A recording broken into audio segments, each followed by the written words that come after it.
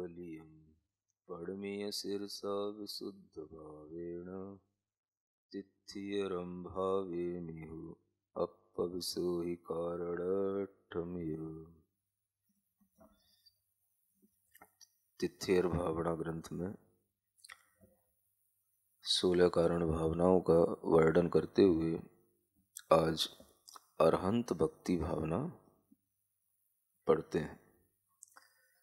यह 10वें नंबर की भावना है, गाथा नंबर 74। क्यों भगवान अरिहंत देव की भक्ति की जाती है?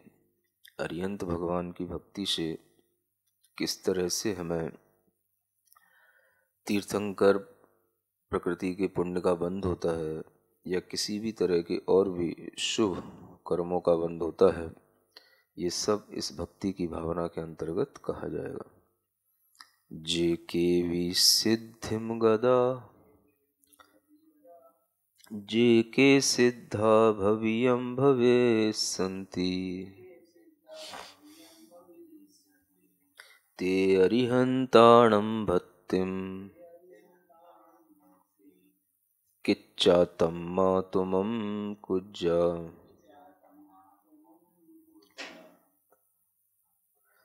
ते अरिहन्ताणं भक्तिं किच्चातं मातुमं कुज्जा।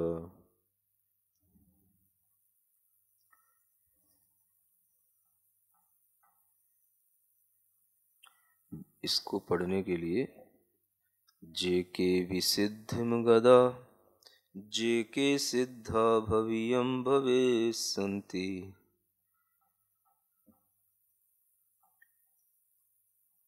इसमें ते शब्द अतिरिक्त है। अरिहंताणं भक्तिं किच्चातं मातुमं कुज्जा, तब लय सही बनती है, ये सुधार लेना। ते शब्द इसमें अतिरिक्त जुड़ गया।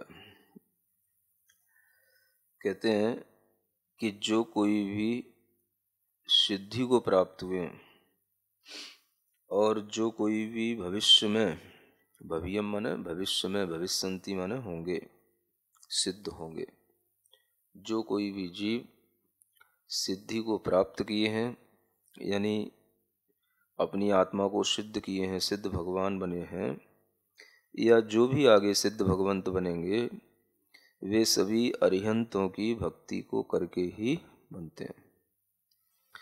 अरिहंतों की भक्ति करके ही वे सभी सिद्ध बनते हैं। तम्मा माने इसलिए तुमम कुज्जा, तुमको भी करनी चाहिए, यानी अरिहंत भगवान की भक्ति किए बिना कभी भी कर्मों की निर्जरा नहीं होती है। यदि कोई जीव ऐसा विचार करे कि हम तो केवल आत्मा का ध्यान करके ही मोक्ष पालेंगे, केवल ज्ञान पालेंगे, तो आचार्य कहते हैं कि ऐसा संभव नहीं है। एक ही भाव स्तोत्र है, उसमें इस बात को बहुत अच्छे ढंग से लिखा है। शुद्धे ज्ञाने शुचिनि चरिते सत्यपि त्वयि अनीचा भक्तिर्नोचेदनवधि सुखा वंचिका कुंचिके शक्योद्घाटं भवति ही कथम मुक्ति कामस्य पुंसो मुक्तिद्वारं परिदृण महामोह मुद्रा कवाटम।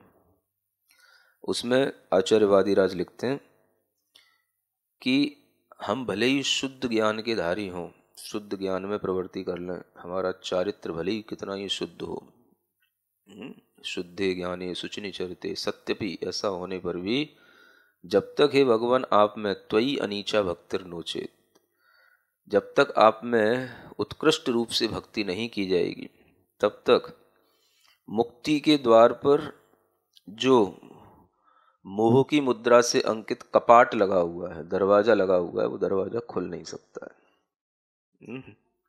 यानी मुक्ति के महल में पहुंचने के लिए आपको अगर मोह का दरवाजा खोलना है तो वह दरवाजा भगवान की भक्ति से ही खुलता है। इसलिए बड़े बड़े आचार्य भी जो बहुत उत्कृष्ट चरित्र को धारण करने वाले हैं, वो भी जिनेंद्र भगवान की भक्ति से ही मोह को नष्ट करते हैं, संवर और निर्जरा करते हैं। इसलिए भगवान की भक्ति किए बिना कभी भी किसी को केवल ज्ञान की प्राप्ति नहीं होती। अब हम ये भी देखें कि जैसे तीर्थंकर आदि होते हैं, तो ये भगवान अरिहंत देव की भक्ति भले ही उस जन्म में न करते हों, उस भव में न करते हों, लेकिन पिछले जन्मों में अरिहंत भगवान की भक्ति इन्होंने अवश्य की है। उसके बिना कभी इनको तीर्थंकर प्रकृति का बंध नहीं हो सकता। क्षायिक सम्यक दर्शन की प्राप्ति भी ऐसे ही केवली भगवान के पाद मूल में बैठ करके की जाती है। तो इस तरह से तीर्थंकर प्रकृति का बंध भी अरिहंत भगवान बनने के लिए ऐसे ही अरिहंतों के पाद मूल में वह बंध होता है। तो इन सब बातों से स्पष्ट है कि भले ही वह जीव वर्तमान में तीर्थंकर वाले भाव में भगवान अरिहंत देव आदि को नमस्कार न करते हों, लेकिन पिछले भाव में वह जरूर अरिहंत आदि की भक्ति करके ही इतना पुण्य अर्जित किए हैं जो इस भाव में वह तीर्थंकर बनते हैं। तो उसी अरिहंत भगवान की भक्ति की विशेषता आगे और गाथा नंबर 75 में कहेंगे। उससे पहले ये पद्यानुवाद भी पढ़ लेते हैं। भूतकाल में जो नर मुक्ति गए जा रहे जाएंगे, वे अरिहंत चरण की भक्ति का फल पाए पाएंगे।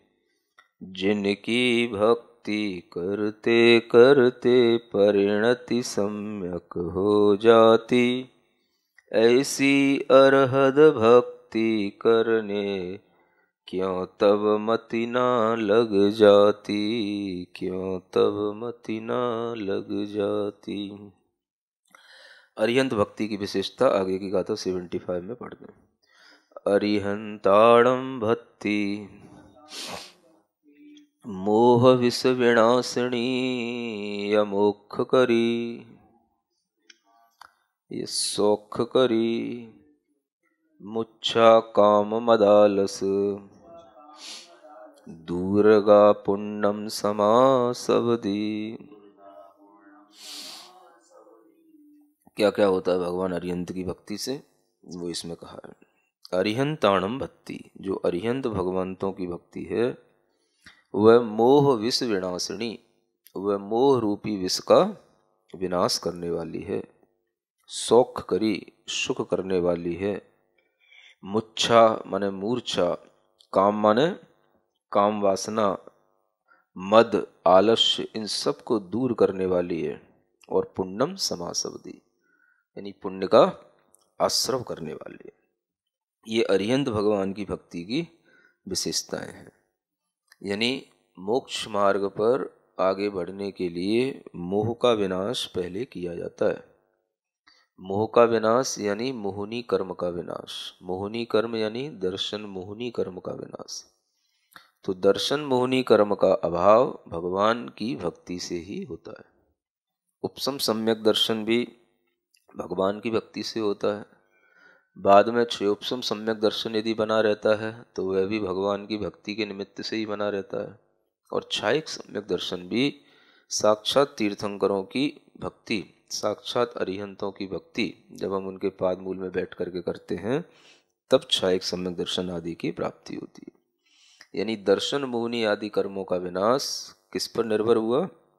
अरिहंत भगवान की भक्ति पर। तो ये मोह ही सबसे बड़ा विष है आत्मा के लिए, जिसके कारण से यह आत्मा पर पदार्थों में मूर्छित होकर के अपने निज स्वभाव को नहीं जानता। तो इस मोह का विनाश जैसे जैसे होता है वैसे वैसे उसे स्व की भी और परमात्म तत्व की भी खबर आने लग जाती है। तो हम अपनी आत्मा को या अरिहंत भगवान की आत्मा को तभी ढंग से जान पाते हैं जब हमारे मोह कर्म का नाश हो, कुछ कम हो। तो वह मोह कर्म का विनाश करने वाली ये अरिहंत भगवंतों की भक्ति है। इस भक्ति से हमें सुख भी प्राप्त होते हैं। अनेक तरह के अभाव हैं, लौकिक सुख हैं, सांसारिक सुख हैं, वह भी इस अरिहंत भगवान की भक्ति से हमें प्राप्त होते हैं। और अनेक जो मानसिक विकार हैं, मूर्छाएं हैं, काम है, मद है, आलस्य है इत्यादि, ये जो मानसिक विकार होते हैं, ये भी भगवान अरिहंत देव की भक्ति से दूर चले जाते हैं और अच्छे पुण्य का आश्रव होता है, जिस पुण्य के फल से फिर हम अरिहंत भगवान की भक्ति में और अधिक मन लगा पाते हैं। तो ये सब अरिहंत भगवान की भक्ति से ही होता है। तो पुण्य के आश्रव की जब बात आती है तो हमें ये ध्यान रखना चाहिए कि पुण्य जो है दो प्रकार का कहा जाता है। एक होता है पापानुबंधी पुण्य और एक होता है पुण्यानुबंधी पुण्य। तो जो पुण्यानुबंधी पुण्य होता है वह तो हमारे लिए पुण्य का बंध कराते कराते मोक्ष मार्ग पर आगे बढ़ाता रहता है, किंतु जो पापानुबंधी पुण्य होता है वह हमारे लिए संसार का कारण बन जाता है।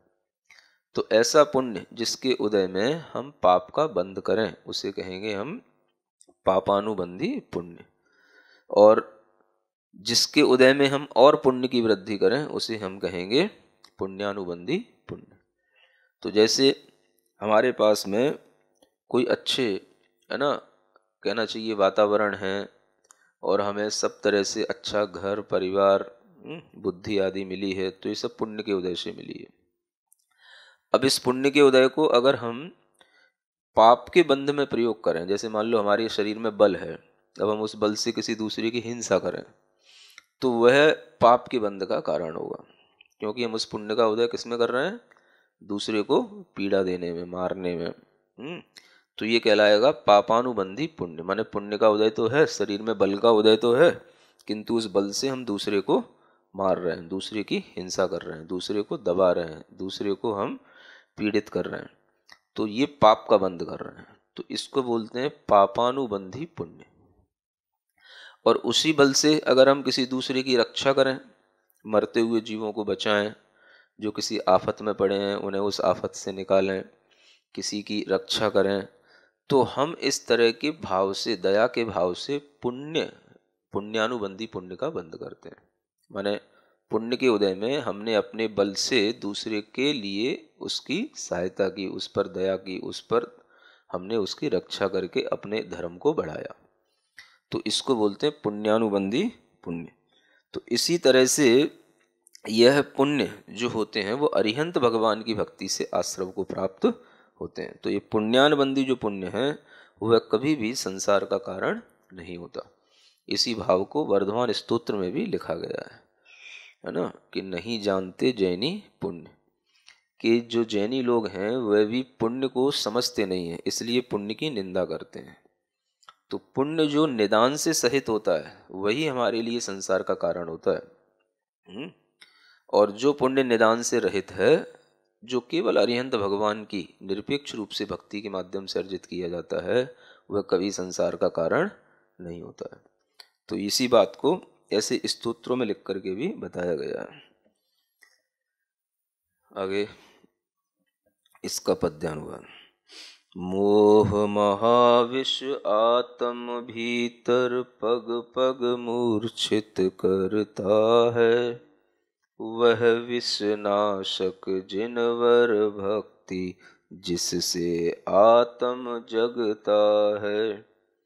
मन में भरे मदन को मद को आलस को जो दूर करे, उन जिनवर पद कमल भक्ति कर पुण्य फलों को पूर करे। पूर अरे गाथा नंबर 76। मंतस्य बहुथंबई जिण पड़िमा भक्ति भव बुद्धि विषम, मंतव्यो श्रद्धाये जिणेन्द्र देवस्य विशेषोण।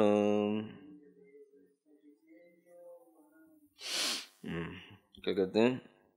जिणेन्द्र देवस्य श्रद्धाये, यानी जिनेन्द्र देव की श्रद्धा से, जिण परमा भक्ति, जिनेन्द्र प्रतिमा की भक्ति, भव बुद्धि विषम, भव वृद्धि के विष को, मंतस्सहु मंत्र के समान ही, थंबई माने स्तंभित कर देती है। इसमें कोई विशेषो न मंतव्यो, इसमें कोई बहुत विशेष बात नहीं जाननी चाहिए। माने यह बिल्कुल एक सामान्य सी बात है। कार्य बड़ा होते हुए भी यह कार्य आश्चर्यकारी नहीं है, इसलिए कहा कि इसमें कोई विशेषता नहीं है, यानी कि कोई बहुत बड़ी बात नहीं है। ऐसा हो जाना, क्या हो जाना कि भगवान जिनेंद्र देव की अगर हम श्रद्धा से और जिनेंद्र भगवान की प्रतिमा की भक्ति अगर हम करते हैं तो इससे संसार अपने आप कम हो जाता है। यानी संसार को कम करने का, संसार का नाश करने का उपाय है जिनेंद्र भगवान के प्रतिमाओं की भक्ति करना। क्योंकि वर्तमान में जिनेंद्र भगवान की प्रतिमाएं ही उपलब्ध हैं। अरिहंत भगवान तो साक्षात है नहीं, लेकिन उनकी मन में हम श्रद्धा बना करके, यह अरिहंत भगवान की जिन प्रतिमा हैं, ऐसी श्रद्धा बना करके उन्हीं को हम अरिहंत स्वरूप मान करके जब हम भक्ति करते हैं तो वह जिनेंद्र प्रतिमा की भक्ति भी हमारे लिए इतनी उत्कृष्ट फलदायी होती है कि वह भी उसी तरह से काम करती है जैसे किसी विष को दूर करने के लिए हमें मंत्र पढ़ना होता है। विषनाशक मंत्र होते हैं, तो उस विषनाशक मंत्र के प्रभाव से जैसे विष उतरता चला जाता है, वैसे ही अरिहंत भगवान की भक्ति, जिनेंद्र प्रतिमा की भक्ति मंत्र के समान क्या कर देती है, संसार की वृद्धि को रोक देती है।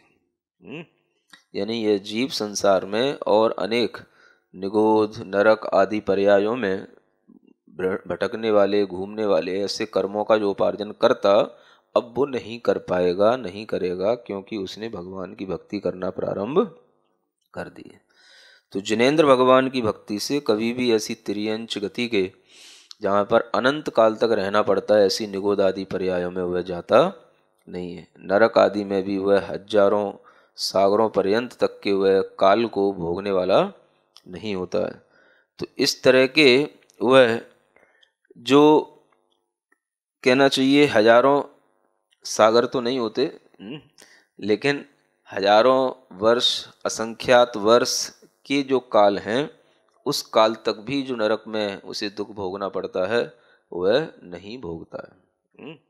हजारों सागरों का काल त्रियंच की पर्याय में व्यतीत हो जाता है, त्रस पर्याय में व्यतीत हो जाता है, पंचेंद्री पर्याय में व्यतीत हो जाता है। तो इस तरह से असंख्यात वर्षों तक का काल जो दुर्गतियों में जाता है वह उन्हीं जीवों का जाता है जो अरिहंत भगवान की भक्ति का पुण्य अर्जित नहीं करते।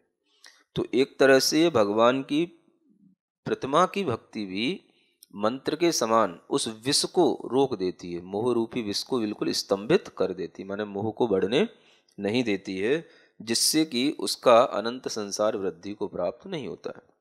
तात्पर्य ऐसा समझना चाहिए कि मिथ्यात्व ही संसार की वृद्धि का कारण होता है, और मिथ्यात्व अगर हम जिनेंद्र भगवान की वृद्धि करें तो उससे नियंत्रित हो जाता है। तो भगवान की वृद्धि से मिथ्यात्व नहीं बढ़ता, भगवान की भक्ति से मिथ्यात्व की वृद्धि नहीं होती, इसलिए संसार की वृद्धि नहीं होती, ऐसा इसका तात्पर्य। दूर रहे अरिहंत देव की भक्ति का महात्म्य यहाँ, उनकी प्रतिमा की भक्ति भी भववृद्धि को रोक वहाँ यहाँ। ज्यों विषनाशक मंत्र शक्ति से विष तन का हो दूर अवश्य, त्यों श्रद्धा से श्री जिनेंद्र की मोह महाविष हरे अवश्य। ऐसा आगे गाथा नंबर 77। चौतीसातिशयाणम अट्ठ महापाड़िहेर जुत्ताणम अरिहंताणम भक्ति अमूल्येण मूल्य फलदायी। मूल्य पददायी। 34 अतिशयों से सहित, 34 अतिशय और अष्ट महापार प्रातिहार्यों से युक्त ऐसे अरिहंत भगवान की भक्ति है ना, मूल्य पददायी, मूल्यवान पद को फल को देने वाली है। नीचे हिंदी में फल लिखा है, ऊपर पद लिखा है। फल ही होगा वैसे।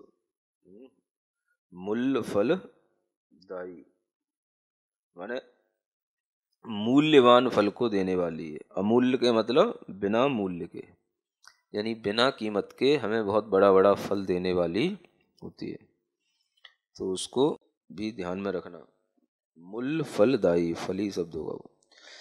यानी हम जब अरिहंत भगवान की भक्ति करते हैं तो अरिहंत भगवान कैसे होते हैं? जिन्होंने 34 अतिशयों की प्राप्ति कर ली हो। मुख्य रूप से यह तीर्थंकर अरिहंतों के लिए विशेषण आता है। तो 34 अतिशय जो प्राप्त होते हैं वो तीर्थंकर नाम कर्म का बंद किए हुए उन जीवों के लिए होते हैं जिन्होंने घातिया कर्मों का नाश भी कर दिया हो। तो जो ज्ञानावरण, दर्शनावरण, मोहिनी, अंतराय, इन घातिया कर्मों का नाश करके 34 अतिशयों से पूर्ण हो जाते हैं, अष्ट महाप्रातिहार्यों से युक्त हो जाते हैं, ऐसे अरिहंत भगवंतों की भक्ति जब हम करते हैं तो उस भक्ति का तो कोई मूल्य होता नहीं। भक्ति में तो ज़्यादा कुछ पैसा लगता नहीं। तो बिना मूल्य के फ्री में हमें बड़े बड़े उससे मूल्यवान फलों की प्राप्ति होती है ना। इसी को बोलते हैं हम अनर्घ पद की प्राप्ति होना। यानी ऐसे पदों की प्राप्ति जो कि जिनका कहना चाहिए मूल्य दुनिया में किसी भी चीज से चुकाया नहीं जा सकता। हुए सुशोभित समवशरण में 34 अतिशय वाले, अष्ट प्रातिहार्यों की शोभा देख सभी हो मत वाले। उन अरिहंत परम जिनवर की भक्ति महा अतिशयकारी, बिना मूल्य बहुमूल्य पदों को सहज दिलाती सुखकारी। बड़ा झंझट सी हो गई इसमें, कहीं पद लिखा है कहीं फल लिखा है।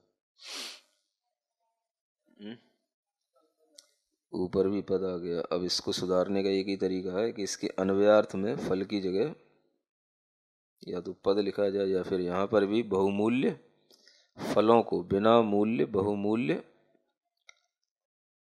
फलों को सहज दिलाती सुखकारी।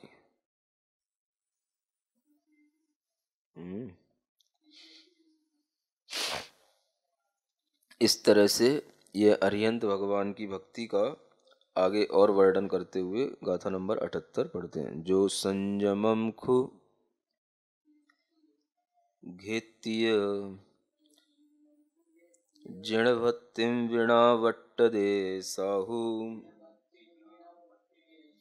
सो संयम विघ्नकरम कम ममना सेदिकिह मूढ़ो।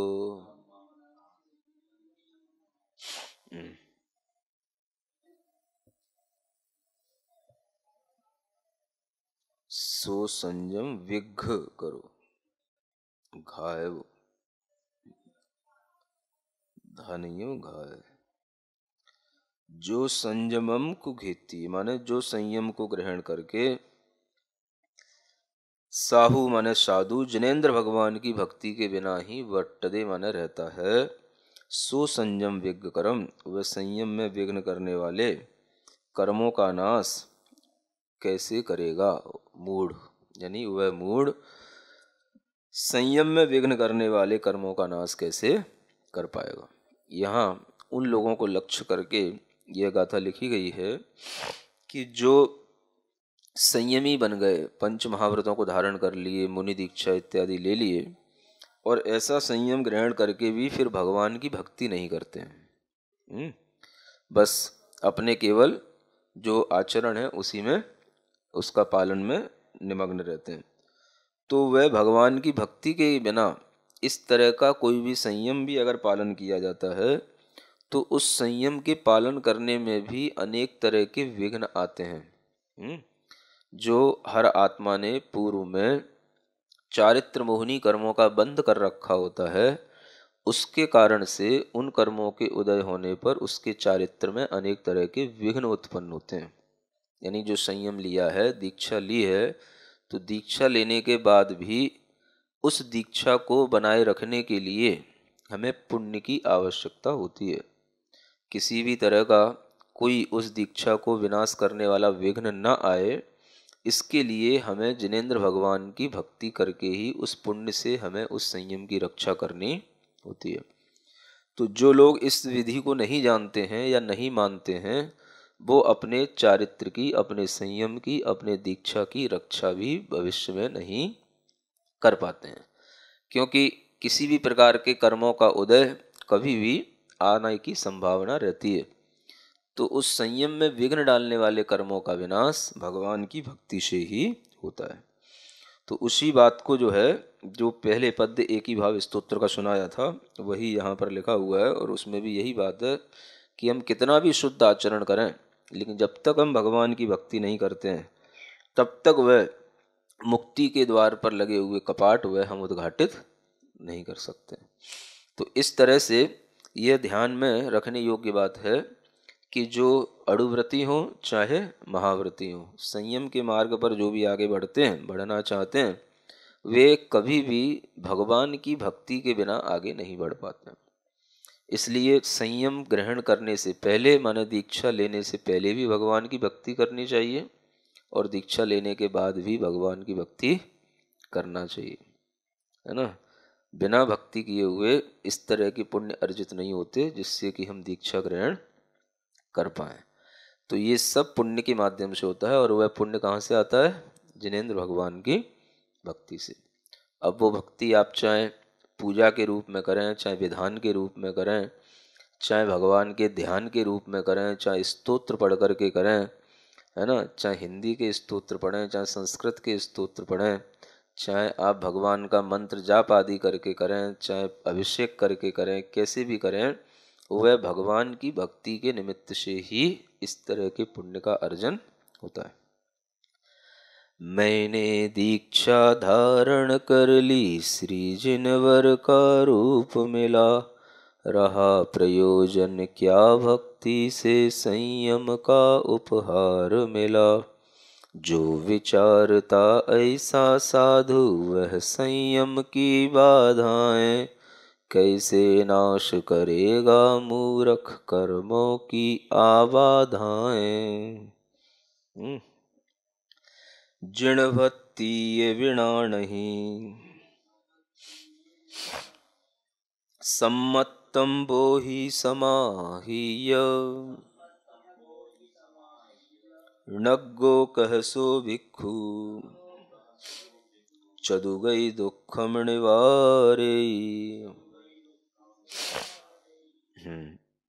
यानी यहाँ पर भी दीक्षा लेकर के जो विपरीत भावों के साथ चल रहे हैं, उन्हीं का ही वर्णन किया जा रहा है कि जिनेंद्र भगवान की भक्ति के बिना नहीं सम्मतम वो ही समाहीय, कि जिनेंद्र भगवान की भक्ति के बिना तो न तो सम्यक दर्शन हो सकता है, न हमें बोधि की प्राप्ति हो सकती है रत्नत्रय की भीतर से, और ना ही हमारे लिए समाधि की प्राप्ति हो सकती है। तो ऐसा साधु, ऐसा भिक्षु, वह जो नग्न दीक्षा को धारण तो किया है, किंतु वह सम्यक्त को, बोधि को और समाधि को प्राप्त तब तक नहीं कर सकता जब तक कि वह जिनेंद्र भगवान की भक्ति करने का मन नहीं बनाता हो। और वह ऐसा भिक्षु कैसे? चतुगई दुखम निवारे, चार गति के दुखों का निवारण कैसे कर सकता है? यानी सम्यक चारित्र वही कहलाता है जो सम्यक दर्शन के साथ हो, और सम्यक दर्शन जिसके अंदर होगा वह जिनेंद्र भगवान की भक्ति अवश्य ही करता है। भगवान अरिहंत की भक्ति के बिना कभी भी सम्यक दर्शन टिक ही नहीं सकता है। तो जिसके अंदर ऐसा कोई आग्रह रहता है कि नहीं, भगवान की वंदना क्या करना, भगवान के दर्शन क्या करना, भगवान का गुणगान क्या करना, हम तो खुद ही भगवान बनने के लिए तत्पर हुए, हम तो खुद ही भगवान बनेंगे, तो इस तरह की विचारणा लेकर के भी कई साधु रहते हैं, है ना। दीक्षा लेने के बाद या दीक्षा लेने से पहले भी इस तरह की धारणाएं बनी रहती हैं। जिनेंद्र भगवान की प्रतिमाओं की भक्ति करने के भाव नहीं होते हैं, या जिनेंद्र भगवान की भक्ति करने के भाव नहीं होते हैं, तो उनके लिए कभी भी इस तरह से सम्यक्त्व की प्राप्ति, है ना, बोधि की प्राप्ति, समाधि की प्राप्ति उनके लिए संभव नहीं है, क्योंकि सम्यक दर्शन भी भगवान की भक्ति पर टिका है। बोधि जिसे हम कहते हैं, वह बोधि भी यानी सम्यक दर्शन ज्ञान चारित्र की एकता रूप परिणति जिसे हम रत्नत्रय कहते हैं, वह भी भगवान की भक्ति से ही आगे बनती है, और समाधि भी भगवान की भक्ति करने से ही होती है। पंच नमस्कार मनास तनुम त्यजेत सर्व यत्नेन। रत्नकंठ श्रावकाचार्य में आचार्य समंतवद महाराज कहते हैं, संलेखना करते हुए वह अपनी कसाय आदि को संलेखना करके अंत अंत में क्या करता है, पंच नमस्कार मन वाला हो जाता है, माने भगवान पंच परमेष्ठी को ही वो नमस्कार करता है, और उनको नमस्कार करते करते अपना शरीर छोड़ देता है, उसी की समाधि कहलाती है। तो जब आप नमो अरिहंताड़म को ही नहीं पढ़ेंगे तो आपकी समाधि कैसे संभव है। तो अरिहंत आदि की भक्ति के बिना कभी भी समाधि नहीं, बोधि नहीं, सम्यक ज्ञान की प्राप्ति नहीं, और सम्यक्त्व की प्राप्ति भी नहीं हो पाती है।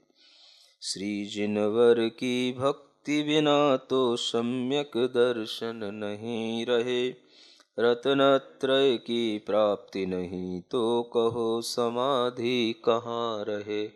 बोधि समाधि बिना वह दीक्षित नग्न मात्र हो क्या पाए, चतुर्गति का दुख निवारण कैसे भिक्षु कर पाए।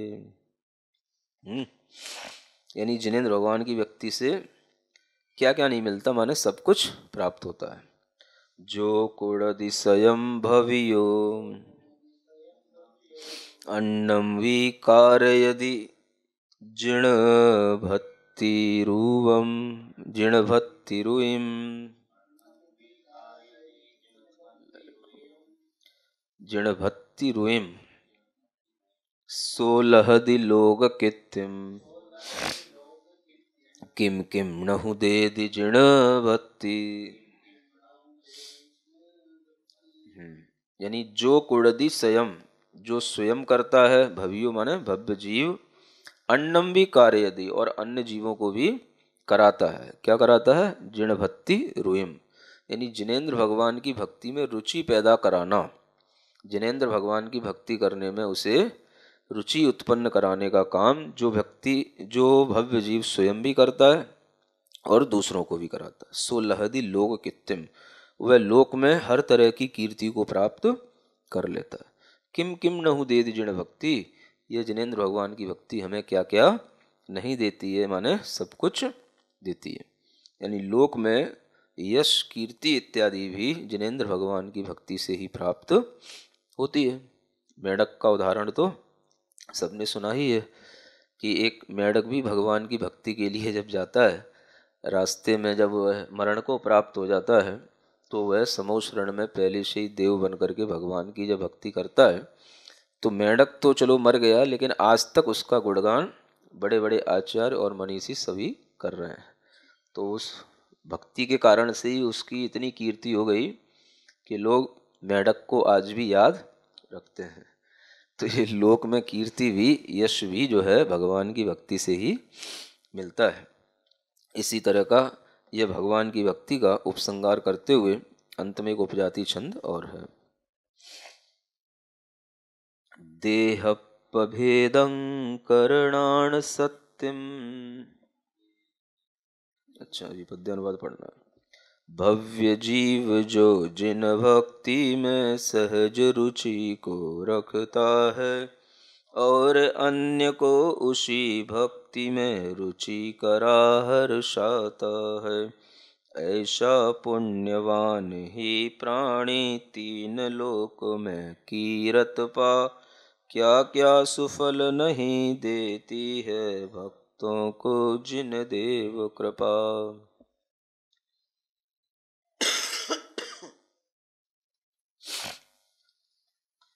एक अंतिम पद। देहपभेदं करणान सत्यम, पावेदि जीवो कम सोदुमुत्तिम, जिणिंद भत्तो वसगो सुहेण निधत्ति कम्माणि निहंति जेण देहप्प भेदं करणान सत्यम। यानी देह और आत्मा में भेद करने वाली जो ज्ञान शक्ति है वह भी जिणिंद भत्तो, जिनेन्द्र भगवान की भक्ति करने वाला प्राप्त करता है। पावेदी माने प्राप्त कर लेता है जीव, वह जीव। कमसोदु मुक्तिम, और क्रम से मुक्ति को भी प्राप्त कर लेता है। जिनेन्द्र भगवान की भक्ति में ऐसे अपने आप को वशीभूत किए रहने वाला, उन्हीं के वश रहने वाला वह जीव सुखपूर्वक निधत्ति आदि कर्मों का भी नाश उसी भक्ति के माध्यम से कर लेता है। यानी जो देह और आत्मा को भेद करने की ज्ञान की जो शक्ति है, जिसे भेद विज्ञान की शक्ति कहते हैं, वह भेद विज्ञान की शक्ति भी भगवान की भक्ति से बलवती होती चली जाती है। और इस तरह से वह जब भेद विज्ञान बढ़ता चला जाता है तो उसी से केवल ज्ञान की प्राप्ति हो जाती है। उसी को हम मुक्ति कहते हैं। तो जिनेन्द्र भगवान की भक्ति करने वाला और उन्हीं के भक्ति के वश में रहने वाला सुखपूर्वक ये सब काम करता चला जाता है। यानी केवल ज्ञान की प्राप्ति भी सुखपूर्वक हो जाती है जो जिनेन्द्र भगवान की भक्ति करता रहता है। और उस सुख में बाधा डालने वाले या अनेक तरह के विघ्न उत्पन्न करने वाले जो निधत्ति निकाचित आदि कर्म होते हैं वो भी भगवान जिनेन्द्र देव की भक्ति से नाश को प्राप्त होते हैं। ऐसा बड़े बड़े सिद्धांत ग्रंथों में, श्री धवल आदि ग्रंथों में लिखा है कि जिण बिंब दंसनेण निधत्ति निकाचिदस्वी मिच्छत्तादि कम्म कलावस्य खय दंसनादो। यानी जिनेन्द्र भगवान के दर्शन से मिथ्यात्वादि जो कर्मों का समूह है जो निधत्ति निकाचित के रूप में हो उसका भी क्षय देखा जाता है। यानी जिनेन्द्र भगवान की प्रतिमा की भक्ति करने से भी, जिनेन्द्र भगवान की प्रतिमा के दर्शन करने से भी, जिन बिंब के दर्शन करने से भी निधत्ति निकाचित कर्मों का नाश होता है। ऐसे कर्म जो किसी और तपस्या से नाश को प्राप्त नहीं होते, वह केवल भगवान के जिन देव के दर्शन से नाश को प्राप्त होते हैं। इसलिए दर्शन की ये महिमा सभी को पता होनी चाहिए। तो जिनेन्द्र भगवान के दर्शन की भी महिमा है और भगवान की भक्ति प्रतिमा इत्यादि की भी महिमा इसी रूप में देखने को हमें आनी चाहिए, है ना। इसी भावना का उपसंहार करते हुए यह देह आत्म के भेद ज्ञान की शक्ति मिले जिन भक्ति से निज इंद्रिय को वश में रख कर कर्म हने निज शक्ति से। कर्मों की जो शक्ति निकाचित औ निधत्ति भी विनश रही, सब जप तप से बढ़कर भक्ति अचरज रख कर विलस रही। ओम ह्रीम अरहम अरिहंत भक्ति भावना ममास्तु। ओम ह्रीम अरहम अरिहंत भक्ति भावना ममास्तु। ओम ह्रीम अरहम अरिहंत भक्ति भावना ममास्तु। ओम ह्रीम अरहम अरिहंत भक्ति भावना ममास्तु। ओम ह्रीम अरहम अरिहंत भक्ति भावना ममास्तु। ओम ह्रीम अरहम अरिहंत भक्ति भावना ममास्तु। ओम ह्रीम अरहम अरिहंत भक्ति भावना ममास्तु। ओम ह्रीम अरहम अरिहंत भक्ति भावना ममास्तु। ओम ह्रीम अरहम अरिहंत भक्ति भावना ममास्तु। ओम ह्रीम अरहम अरिहंत भक्ति भावना ममास्तु। ओम ह्रीम अरहम अरिहंत भक्ति भावना ममास्तु। ओम ह्रीम अरहम अरिहंत भक्ति भावना ममास्तु। ओम ह्रीम अरहम अरिहंत भक्ति भावना ममास्तु। ओम ह्रीम अरहम अरिहंत भक्ति भावना ममास्तु। ओम ह्रीम अरहम अरिहंत भक्ति भावना ममास्तु। ओम ह्रीम अरहम अरिहंत भक्ति भावना ममास्तु। ओम ह्रीम अरहम अरिहंत भक्ति भावना ममास्तु। ओम ह्रीम अरहम अरिहंत भक्ति भावना ममास्तु। ओम ह्रीम अरहम अरिहंत भक्ति भावना ममास्तु। ओम ह्रीम अरहम अरिहंत भक्ति भावना ममास्तु।